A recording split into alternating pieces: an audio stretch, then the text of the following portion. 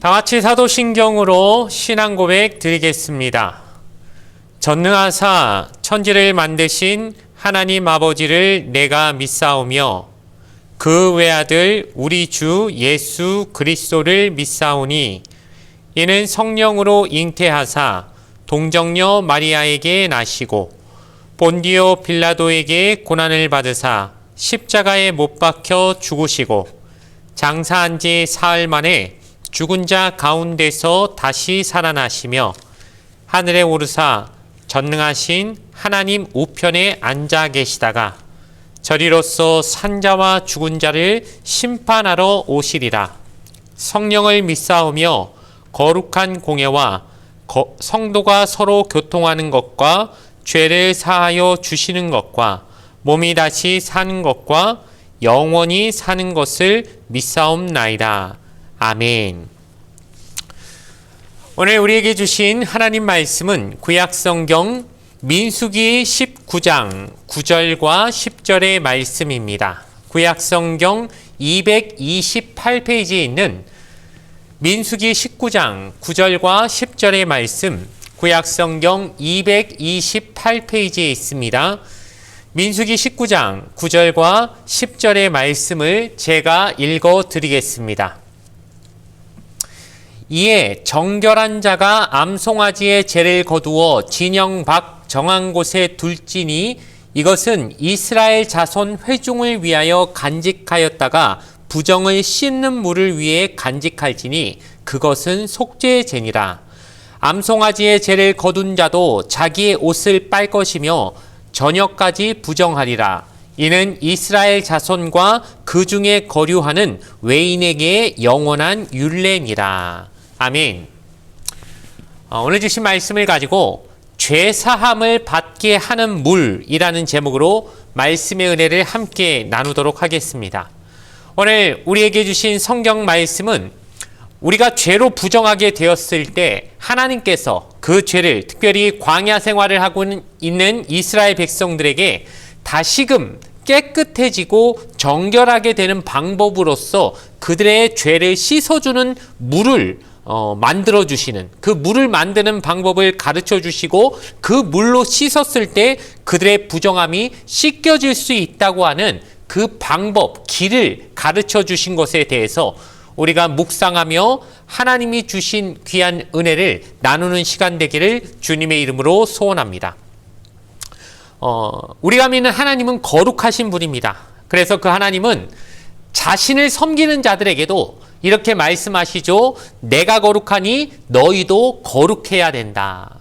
이것을 생각해 봤을 때 하나님이야 원래 거룩하신 분이니까 당연히 거룩하신 게 맞지만 우리같이 죄로 물들어 있는 세상에서 살고 있고 또 우리 자신이 죄를 매일 물 먹듯 범하는 존재들이 어떻게 거룩해질 수 있을까? 하나님이 너무 무리한 요구를 우리에게 하시는 것이 아닌가? 그냥 하나님은 거룩하니 너희는 조금 안 거룩해도 된다 이렇게 하셨으면 우리 마음이 좀 덜 부담스러웠을 것인데 하나님은 그것이 아니라 내가 거룩하니 너희도 거룩해야 된다라고 그렇게 명령하셨다는 것이 한편 우리에게는 큰 부담감이 되는 것도 사실입니다. 왜 하나님은 자신이 거룩하시니 너희도 거룩해야 된다라고 하나님의 거룩함을 우리에게도 똑같이 요구하시는 것일까요? 그것은 바로 우리와 함께하고 싶으시기 때문입니다.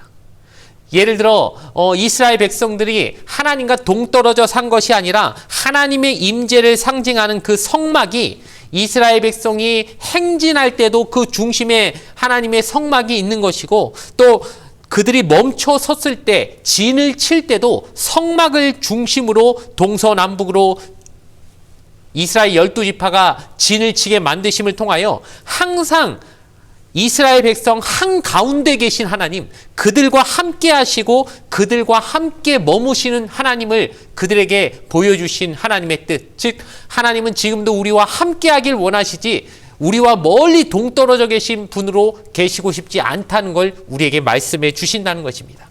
그런데 하나님은 거룩하신데 하나님과 맞붙어 있어야 될 우리가 거룩하지 못하다면 어떻게 되겠습니까? 하나님의 거룩함이 훼손되고 하나님의 거룩함이 빛을 잃어버리는 불상사가 생길 수 있기 때문에 하나님은 그래서 내가 너희와 함께하고 싶으니까 내가 들어갈 수 있게, 내가 너희 안에 거할 수 있게 너희도 좀 거룩해져라고 우리에게 요구하신다는 것이죠.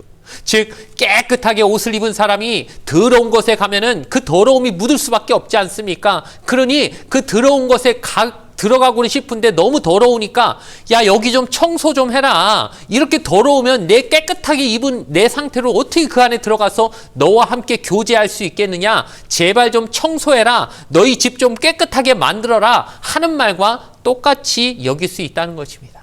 그러므로 하나님이 내가 거룩하니 너희도 거룩해라고 요구하시는 것은 너무 무지막지한 우리가 할 수 없는 수준의 요구를 하시는 것이 아니라 지극히 당연한 하나님이 우리를 사랑하지 않으시고 우리와 함께하고 싶지 않으시다면 요구조차 하지 않으실 그 내용을 우리에게 하시는, 즉 우리를 너무 사랑하셔서 우리와 함께하고 싶으시니까 이런 요구도 하시는구나 라고 생각하면 너희도 거룩하라고 하는 하나님의 그 말씀이 부담감이 아니라 하나님의 사랑의 또 다른 표현으로 충분히 받아들일 수 있다는 것을 꼭 기억하시는 여러분 되길 주님의 이름으로 부탁을 드리겠습니다.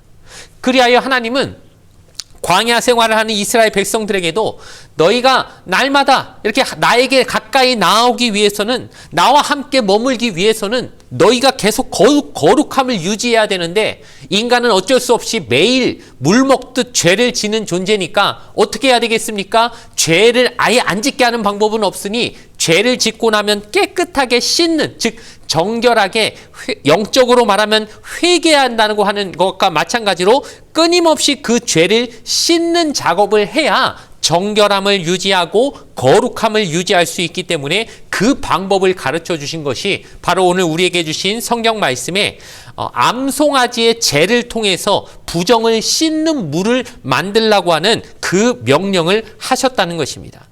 즉 이 물은 어떤 것입니까? 암송아지를 잡아서 그 재를 통해 물을 만드는 것인데 오늘 우리가 읽었지만 9절 말씀 제가 한 번 더 읽어드리겠습니다.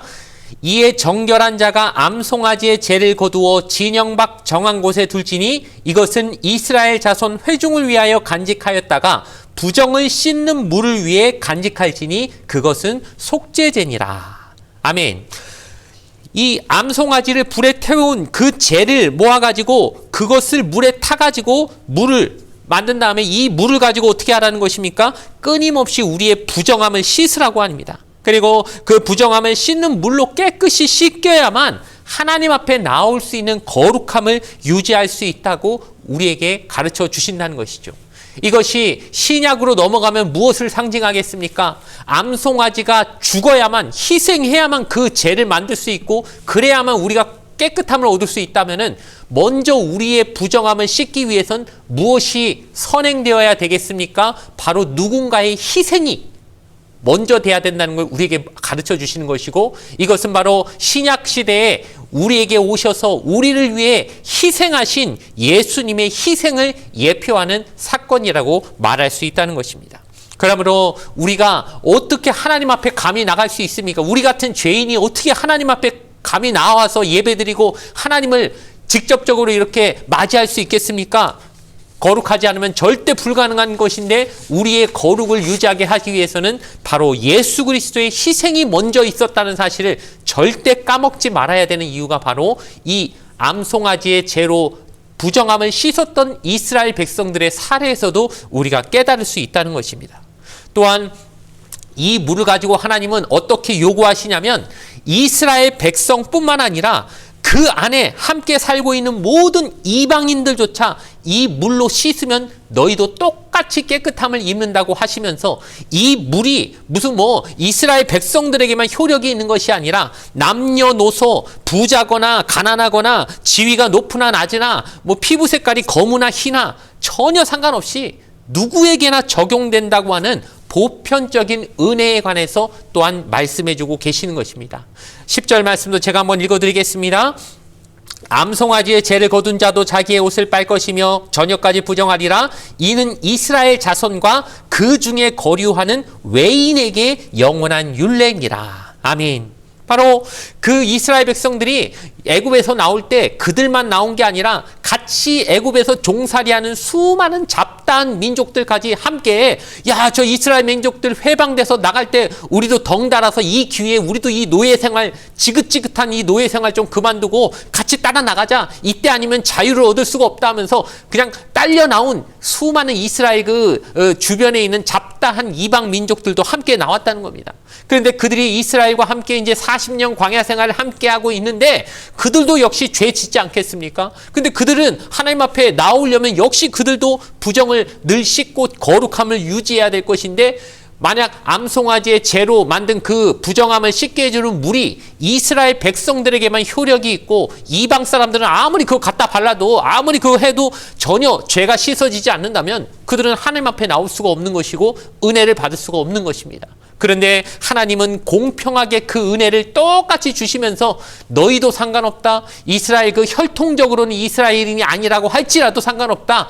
내가 주는 그 물을 통하여 너희가 씻음 받으면 너희의 죄도 깨끗이 씻겨나가서 너희도 거룩해질 수 있다고 하는 똑같이 공평한 은혜를 그들에게 허락하여 주셨다는 것입니다.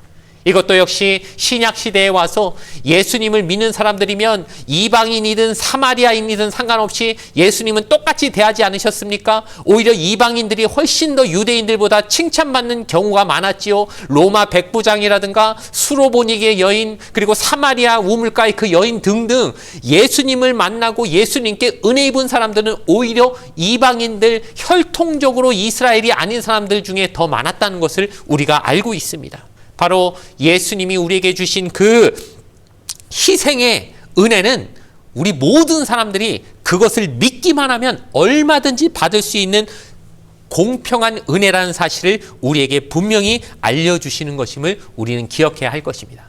그러므로 우리가 이렇게 큰 은혜를 받아 예수님의 희생을 통하여 감히 하나님 앞에 나아갈 수 없는 우리가 하나님 앞에 나갈 수 있는 존재가 되었다면 이제부터 우리는 어떻게 살아야 될까요? 두 가지 정도로 얘기할 수 있을 것 같습니다. 첫 번째는 항상 깨어 있어야 된다는 것이죠. 우리가 왜 죄를 짓겠습니까? 멍청하니 그냥 막 아무 생각도 없이 막 살다 보면 사람은 죄의 본성을 가진 존재이기 때문에 그냥 숨 쉬듯이 물 먹듯이 죄를 짓게 되어 있습니다. 왜? 우리 안에 이미 아직 죄의 본성이 여전히 남아있기 때문입니다. 뭐 열심히 죄 지으려고 노력해서 죄 짓는 거 아닙니다. 여러분, 죄 지으려고 특별히 열심을 안 내셔도 가만히 있어도 인간은 죄 짓게 돼 있습니다. 그렇기 때문에 죄를 안 지려면 오히려 어떻게 해야 될까요? 바짝 깨어 있어가지고 죄를 어떻게 안 질 수 있을까? 어디에 죄가 도사리고 있는가를 끊임없이 경계해야만 죄의 유혹으로부터 우리가 비로소 조금이라도 이겨낼 수 있는 여지가 생겨나간다는 것이죠. 그리고 어쩔 수 없이 죄를 짓더라도 다음번엔 조금이라도 덜 짓고 조금 작게 짓고 좀 죄를 짓는 횟수가 줄어들고 하면서 반복하는 죄를 하나하나 줄여나갈 수 있게 되는 것도 바로 깨어있을 때 가능하다는 것. 그러므로 항상 내게 주신 이 큰 은혜를 함부로 남용하지 않도록 죄에 대해서 경계하고 근신하고 깨어있으려고 노력하는 필요가 있다는 것 꼭 기억하시는 여러분 되길 바랍니다. 두 번째는 이런 은혜를 받았으면 우리가 꼭 해야 되는 것이 무엇입니까? 나도 용서받은 자라는 걸 기억하면서 나에게 잘못한 누군가를 나도 용서하려고 노력하는 여지가 있어야 된다는 겁니다. 이것이 뭐 결코 쉬운 얘기는 아닐 것입니다. 그러나 우리가 이것을 하지 못한다면 결국 하나님 사랑은 곧 이웃 사랑이라고 말씀하신 하나님의 그 말씀을 받아들이기를 거부하는 것이 될 수 있다는 것을 항상 조심스럽게 생각해야 할 줄로 믿습니다. 우리는 항상 내가 용서해주는 입장이라고 생각하는 경우가 많지만 여러분 살다 보면 어디 그렇게만 하겠습니까? 여러분 살면서 한 번도 남에게 상처 주지 않으셨습니까? 정말 맹세하실 수 있겠습니까? 나로 인해 세상에 상처받고 나로 인해 피해 입은 사람 한 명도 없을 수 있다고 자신 있게 말할 수 있는 사람 아마 없을 것입니다. 그럼 우리도 누군가에게는 분명히 용서받았어야 됐고 지금도 용서받아야만 되는 존재라는 사실 먼저 한번 생각해 봐야 된다는 겁니다. 그렇다면 나도 용서받고 싶을 텐데, 나도 용서받고 싶은 마음이 있는데 왜 누군가는 나에게 용서 좀 해달라고 하는 그 마음이 없을까? 이 생각을 안 하고 사느냐는 것입니다. 그러므로 예수님께서 누군가 너의 왼뺨을 때리면 오른뺨도 돌려대라 하신 그 말씀처럼 그냥 누군가에게 그렇게 해줘야 된다는 것에 억울해하기만 할 것이 아니라, 나 역시 누군가의 뺨을 아프게 때린 적도 있는 존재겠구나. 나도 그렇게 누군가를 아프게 한 존재라면 나도 누군가에게 그런 용서를 받아야 될 상황이 있을 수 있는데, 그때 누군가 나를 용서해 줬다면, 아니 누가 아니래도 예수님이, 하나님이 나를 그렇게 용서해 주셨다면 나도 누군가가 나에게 그런 용서를 요구할 때 용서해 줄 수 있는 부분까지 나아가야 되지 않겠느냐라고 하는 그런 마음의 도전을 조금 받아가며 이 받은 은혜를 함부로 남용하는 그런 삶이 아닌 삶을 살게 되기를 주님의 이름으로 간절히 부탁을 드리겠습니다. 말씀의 결론을 내리려고 합니다. 결국 이 모든 것은 믿음으로 가능하다는 것을 우린 꼭 기억해야 할 것입니다. 암송아지의 재로 만든 그 물에 탄 그 물을 바르면 내 죄가 씻어질 것이다. 이거 안 믿는 사람이 아무리 몸에 갖다 발라봐야 아마 그 효력은 발휘되지 않았을 겁니다. 그것이 하나님이 우리에게 주신 약속이고, 그 희생의 물이 내 몸을 깨끗하게, 내 영혼을 거룩하게 만들어 줄 것이라고 하는 믿음을 가지고 바른 사람들만이 그 효력에 따라 하나님 앞에 거룩함을 입고 하나님께 나아갈 수 있는 은혜를 얻게 됐을 것입니다. 지금도 마찬가지겠지요. 주님의 그 은혜가 아무리 우리에게 공평하게 주어지고 싶어도 믿지 않는 사람들에게는 효력을 발휘할 수가 없습니다.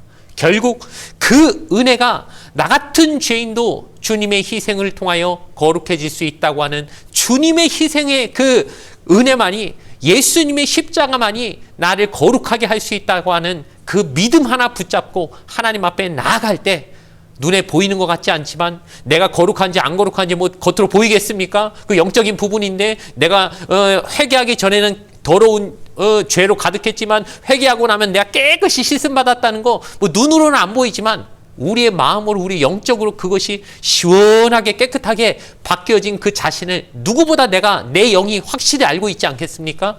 그런 마음으로 살아갈 수 있는 주님의 은혜로 날마다 거룩하게 만들어주시는, 깨끗하게 씻어주시는 그 주님의 은혜의 물을 우리 온몸에 바르고 오늘도 깨끗한 존재로서, 거룩한 존재로서 주님 맞이하고 하나님 앞에 나아갈 수 있는 저와 여러분의 삶이 되어지기를 간절히 주님의 이름으로 축원을 드리겠습니다. 잠시 기도드리겠습니다. 좋으신 아버지 하나님, 감사합니다.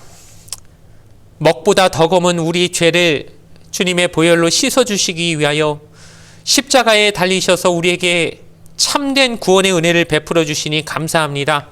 주님의 은혜로 구원받았으니 주님과 동행하며 하나님과 가까이 할 수 있는 거룩한 삶을 살 수 있도록 우리를 죄로부터 지켜주시옵소서.